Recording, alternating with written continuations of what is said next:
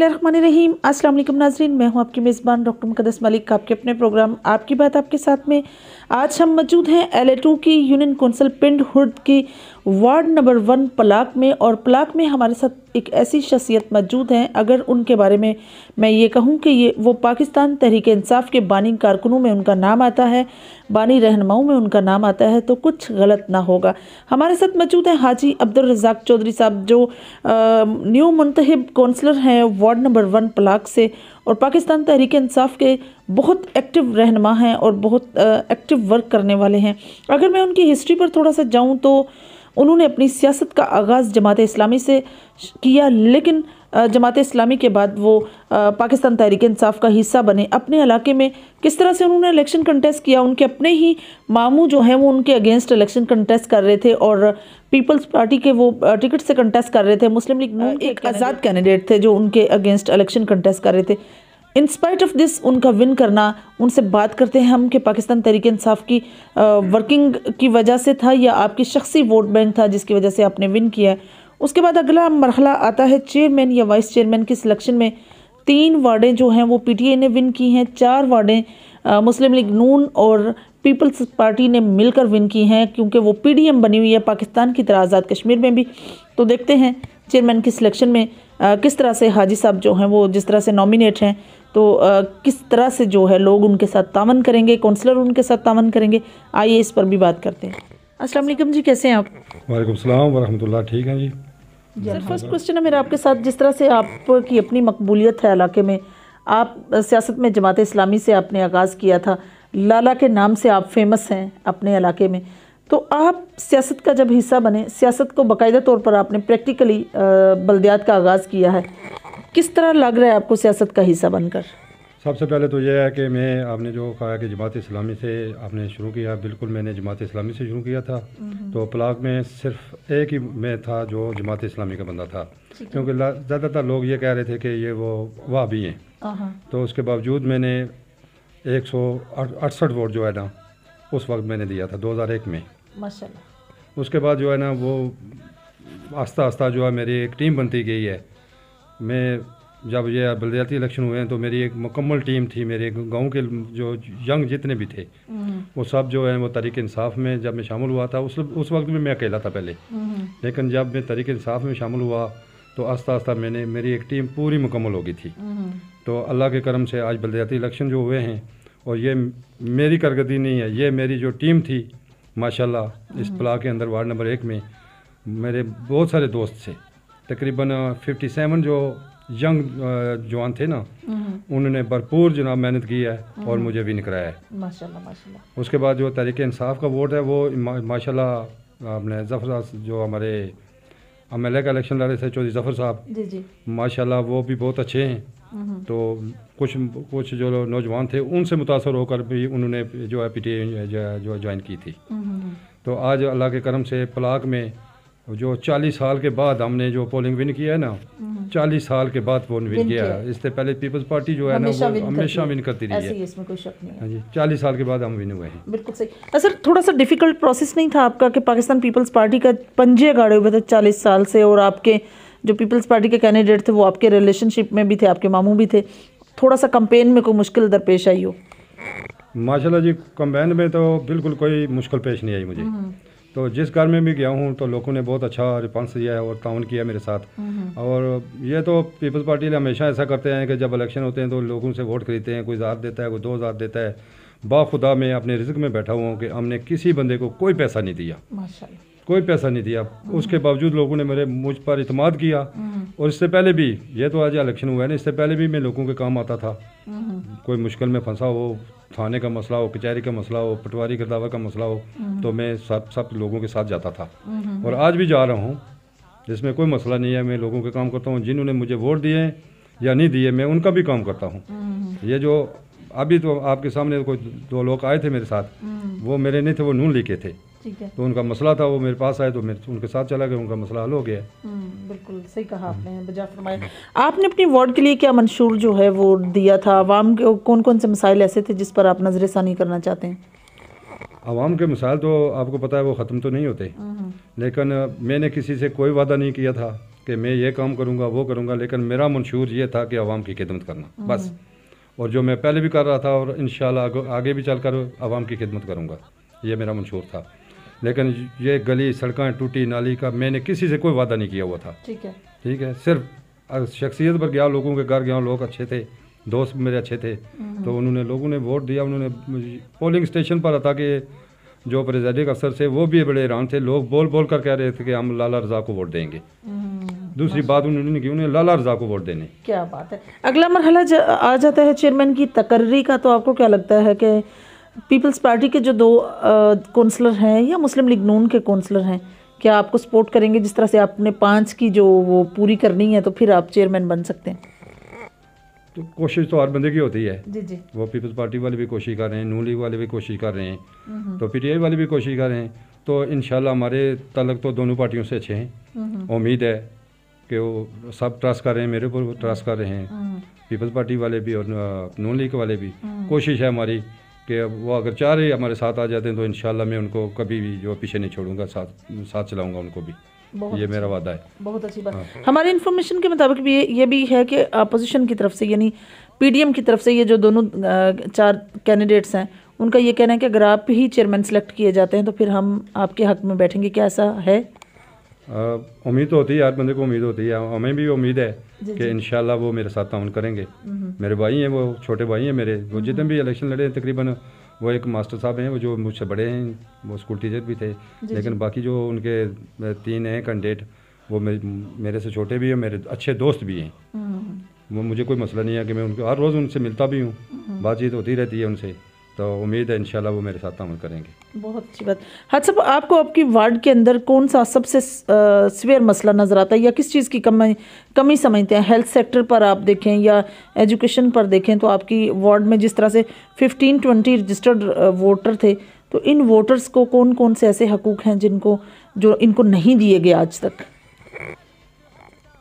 Doctor साहब सबसे पहले मसला ये था कि एजुकेशन का मसला है, लेकिन हमारे लड़के जो बेशुमार लड़के पढ़े लिखे हुए हैं, किसी ने MSc की हुआ है, कि BSc की हुआ है, वो नौकरी नहीं मिल रही। ठीक है।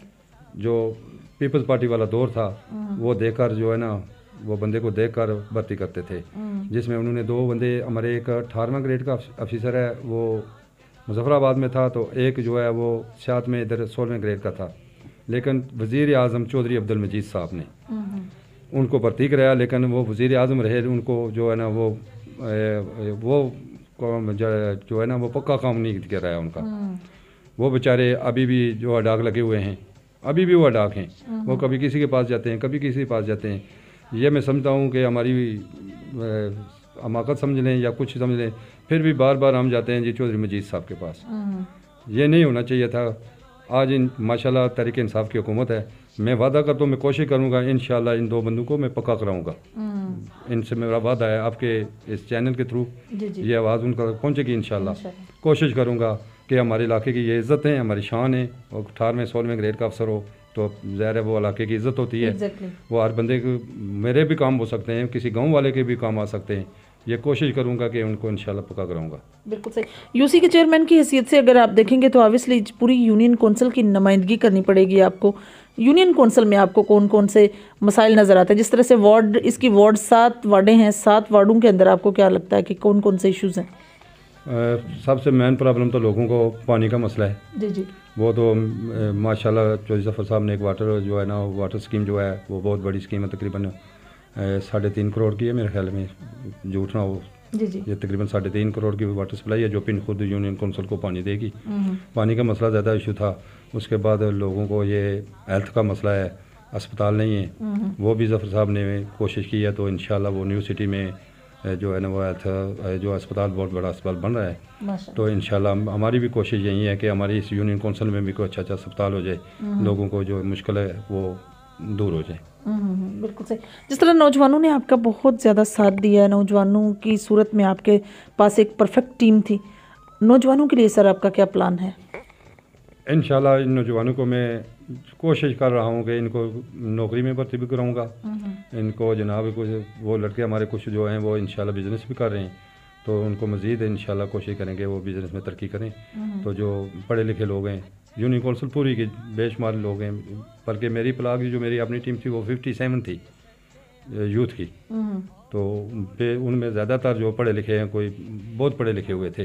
तो मैंने अपने कायद से ज़फ़र अनवर से कहा है कि मुझे सिर्फ 10 नौकरियां पहले चाहिए, वो 10 नौकरियां मुझे मिलनी चाहिए।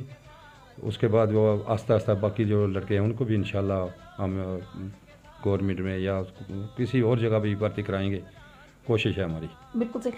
40 साल का जो दरीना पीपल्स पार्टी का एक बड़ा गढ़ इलाका समझा जाता था पलाक, यहाँ से आपको विन करके पाकिस्तान तहरीक इंसाफ के झंडे गाड़ कर कैसा महसूस कर रहे हैं आप?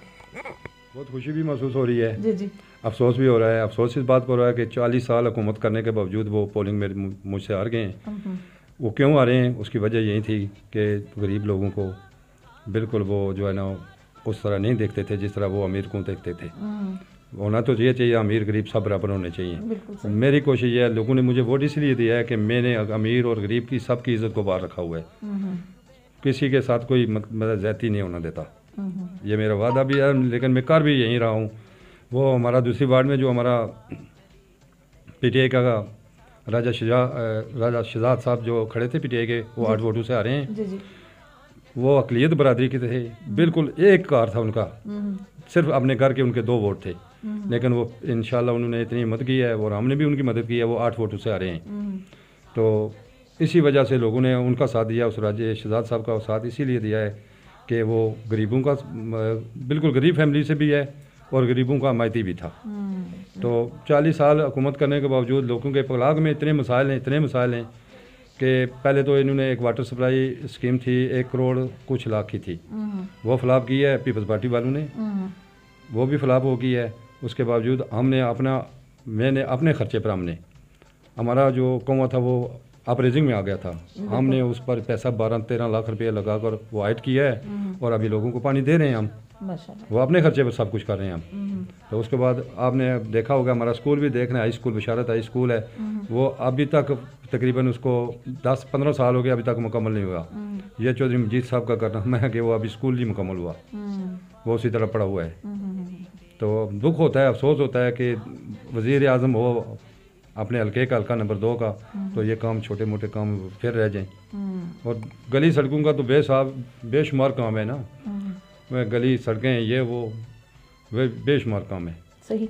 आखिर में आप अपनी वार्ड के लोगों का किस तरह से शुक्रिया अदा करेंगे और क्या पैगाम देंगे? आखिर में जो है ना मेरी वार्ड के लोग जो है ना वो समझ लें, वो इलेक्शन वो जीते, मैं नहीं जीता, वो जीते हैं। मैं उनका शुक्रिया पहले तो अदा कर चुका हूँ, बल्कि मैंने इलेक्शन से पहले भी शुक्रिया अदा किया था। एक दिन पार्टी की थी पलाक होटल पर, सबको दावत दी थी, इलेक्शन से पहले मैंने शुक्रिया अदा कर दिया था।